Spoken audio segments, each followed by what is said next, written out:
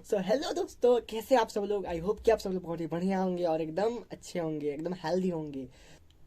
तो आज मैं आपको बताने वाला हूँ कि आप कैसे एक इफेक्टिव स्पीच दे सकते हो। अगर आप कहीं जाते हो स्पीच देने के लिए, या फिर आपको कोई मतलब एक लंबा चौड़ा भाषण देना है किसी भी टॉपिक के ऊपर, या फिर कुछ भी इट कुड भी, मतलब आप अपने कॉलेज या स्कूल के लिए स्पीच देते हो, सेमिनार अगर देते हो, आप अटेंड करते हो, ऑर्गेनाइज करते हो, या फिर आप करने वाले हो, तो मैं आपको आज बताने वाला आप कैसे उसमें एक मतलब एक एंगेजमेंट क्रिएट कर सकते हो। आप जो सेमिनार जो आप ले रहे हैं उसमें आप कैसे एक हुक बना के रख सकते हैं, अपने ऑडियंस को एंगेज करके रख सकते हैं। मतलब कैसे आप बोल सकते हो, tips to how to start a speech and do a great thing.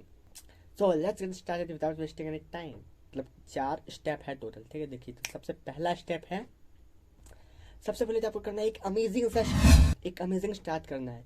मतलब कुछ ऐसा जिससे कि तुरंत जो अटेंशन है वो ग्रैब हो ऑडियंस का। It could be attention grabber, एक अटेंशन ग्रैबर की तरह, कि कुछ ऐसा जिससे कि ऑडियंस का अटेंशन तुरंत आपकी तरफ अट्रैक्ट हो, अटेंशन ग्रैब हो आपकी साइड। ये आपको करना है। इसके लिए आप क्या कर सकते हैं, इसके लिए आप कर सकते हैं एक इंटरेस्टिंग फैक्ट बोल सकते हैं। कोई it could be a interesting fact, एक ऐसा फैक्ट इंटरेस्टिंग वाला जो एक हुक बनाए, या फिर एक स्टोरी जो कि आपके टॉपिक से रिलेवेंट हो।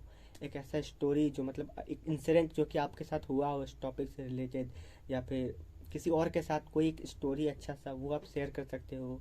या ये एक क्वेश्चन हो सकता है जो आप ऑडियंस से पूछ सकते हो, कि कोई भी क्वेश्चन हो सकता है, इस टॉपिक से रिलेटेड हो, या फिर दूसरा कोई क्वेश्चन भी आप पूछ सकते हो ऑडियंस से, जिससे कि ऑडियंस रिलेट करे, ठीक है। स्टेप टू आता है, आप एक इंट्रोडक्शन लिख सकते हो। एक इंट्रोडक्शन, इस इंट्रोडक्शन में हमारे ऑडियंस हुक्ड हो।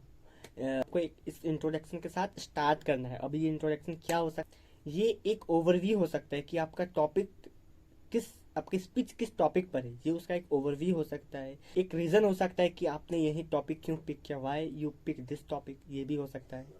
एंड अब बढ़ते स्टेप 3 की तरफ। स्टेप 3 में है right the body of your speech. आपको अपने स्पीच का एक बॉडी लिखना है, ठीक है। ये हो गया इंट्रोडक्शन वाला पार्ट हो गया। अब बॉडी वाला पार्ट, कि आपके स्पीच का बॉडी कैसा है कि आपको मेन आइडियाज़ डेवलप करना है आपकी स्पीच के बारे में। जो जो मेन आइडियाज़ है उसको आपको डेवलप करना है, उसको बोलना है, लिखना है। आप उसके बारे में डिटेल्स दे सकते हो आपके आइडियाज़ के बारे में, जैसे कि आपको आइडियाज़ को सपोर्ट मिले। आपके आइडियाज़ को सपोर्ट करने के लिए आप एक डिटेल्स दे सकते हो। आप उस टॉपिक से रिलेटेड रिसर्च कर सकते हो इंटरनेट पर, या फिर आप नॉलेजेबल लोग हैं जो आपके अराउंड में, सराउंडिंग में, जो इस टॉपिक के बारे में जानते हैं, आप उनसे बात कर सकते हो, उनसे पूछ सकते हो। या फिर इंटरनेट तो है ही रिसर्च करने के लिए। स्टेप 4 में आते हैं। स्टेप 4 में है राइट अ कंक्लूजन। आपको एक कंक्लूजन लिखना है, ठीक है ना। इस पहला बात हो गया, इंट्रोडक्शन हो गया, उसके बाद हो गया उसका बॉडी बॉडी हो गया, एंड अब हो एंड करना है ना उसको, कंक्लूजन के साथ एंडिंग करना है।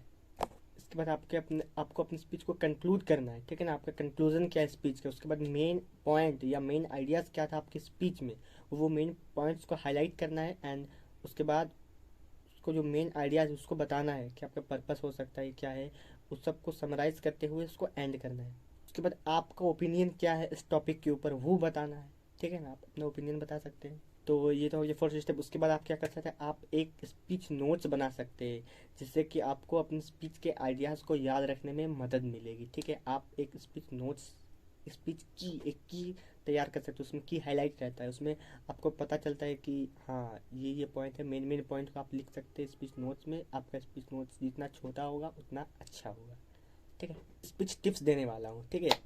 5 स्पीच टिप्स हैं। सबसे पहला, प्रिपेयर योर स्पीच। आप अपने स्पीच को तैयार कीजिए, एकदम अच्छे से तैयार कीजिए, ठीक है। उसके बाद आपको अपने ऑडियंस के बारे में सोचना है, ठीक है। एंड आपका स्पीच का जो टोन है, जो लैंग्वेज है, उसको आप अपने ऑडियंस के हिसाब से सेट कीजिए। फॉर एग्जाम्पल, आपके ऑडियंस अगर इंग्लिश समझते हैं तो इंग्लिश से स्पीच को तैयार कीजिए। आपके ऑडियंस हिंदी में समझते हैं तो हिंदी में स्पीच तैयार होना चाहिए।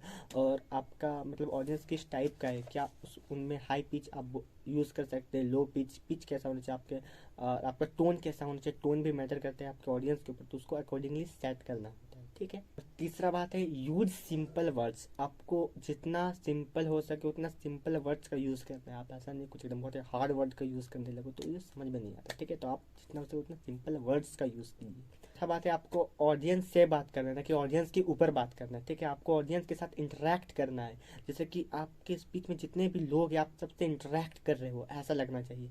ऐसा नहीं कि आप उनके ऊपर, किसी ऑडियंस के ऊपर नहीं बात करना है, ऑडियंस के साथ बात करना है। ठीक है, पांचवा बात है आपको ये नहीं सोचना है कि लोग आपके बारे में क्या सोचेंगे। ठीक है, don't think about that what people think about you.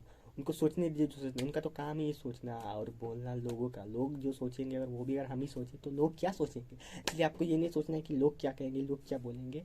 Do your work, आप अपना काम कीजिए। एंड तो आज के लिए इतना है दोस्तों, मैं मिलता हूँ आपको इसके नेक्स्ट वीडियो में। तब तक के लिए टाटा, गुड बाय।